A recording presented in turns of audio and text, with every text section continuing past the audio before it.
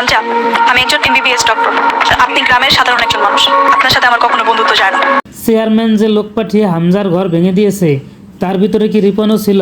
রিপন হঠাৎ ভালো ব্যবহার করছে কিনা সবার সাথে?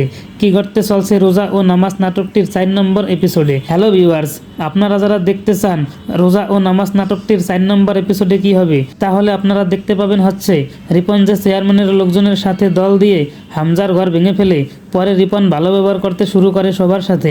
রিপন 5 ওয়াক্ত নামাজ পড়বে প্রতিদিন। রিপন পাঞ্জাবি পরে ও রাস্তায় বেরোলে ওর বন্ধুরা তাকে উপহাস করবে। হামজা যখন সন্ধ্যার নামাজ পড়ে তার ঘরে আসবে, এসে দেখবে তার ঘর ভেঙে চুরি করে নিয়ে গেছে। পরের দিন হামজা চেয়ারম্যানের কাছে বিচার দিতে যাবে, গিয়ে দেখবে চেয়ারম্যানের মেয়ে এসেছে।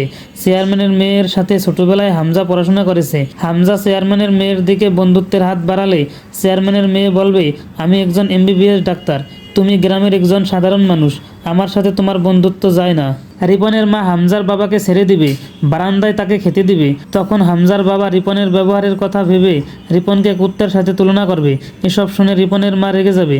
এসব আপনারা রোজা ও নামাজ নাটকটির 4 নম্বর এপিসোডে দেখতে পারবেন। রোজা ও নামাজ নাটকটির প্রতিটি পর্ব একদিন পরপর আসে। গতকাল 3 নম্বর পর্ব এসেছে। আগামীকাল 9 তারিখ বিকেলে রোজা ও নামাজ নাটকটির 4 নম্বর এপিসোড দেখতে পারবেন।